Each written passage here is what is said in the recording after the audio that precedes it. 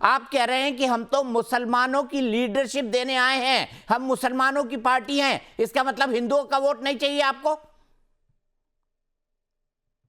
दीपक जी, बहुत बहुत धन्यवाद मुझे मौका देने के लिए। सबसे पहली बात कि हम मुसलमानों की पार्टी है, हम ऐसा दावा नहीं करते।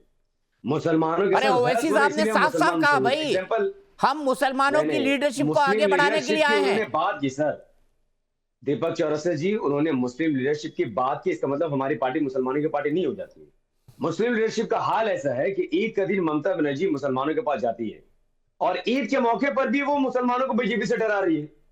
पीठ पीछे मुसलमानों को 47 टिकट बांटती है, जबकि बंगाल में 80 से 100 मुस्लिम मेजोरिटी विधानसभा की सीटें हैं।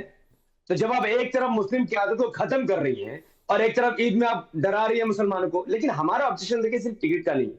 हमारा ऑब्जेक्शन ये है कि जिस पश्चिम बंगाल में सरकारी स्कूल कॉलेज हॉस्पिटल के हालात जर्जर है, आपने स्वास्थ्य साथी कार्ड बनाकर कहा जाइए अपना फ्री में इलाज कराइए, लोग लाइन में खड़े हमें कॉल करते हैं, बोलते हैं बहुत बड़ा बड़ा लाइन है और कह रहे हैं कि यहाँ पर हमारे पास सीट नहीं है। इसका मतलब अपने सरकारी अस्पताल तो हालत खराब कर दी है। दूसरी बात, मुसलमानों का ड्रॉप आउट रेट कितना है sir? 23.22%। It's a huge number. तो जब मुसलमानों के एजुकेशन की बात है तो ममता बनर्जी कहती है हम उसमें हेल्प नहीं करेंगे।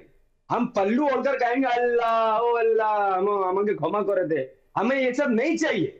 हमें चाहिए मुसलमानों का एजुकेशन सिस्टम ठीक हो। एनसीआरबी का डेटा कहता है पूरे पश्चिम बंगाल में 43.5% मुसलमान अंडर ट्रायल है। तो ममता बनर्जी को मुसलमान जो वोट कर रहा, फायदा क्या हो रहा है? बेगुनाह मुसलमान तो जेल में भरे हुए हैं, उनका केस तक ओपन नहीं हो रहा है और ममता बनर्जी दावा करी कि उनका मुसलमान से कोई लेना देना है। तीसरी चीज, आर्सेनिक वाटर।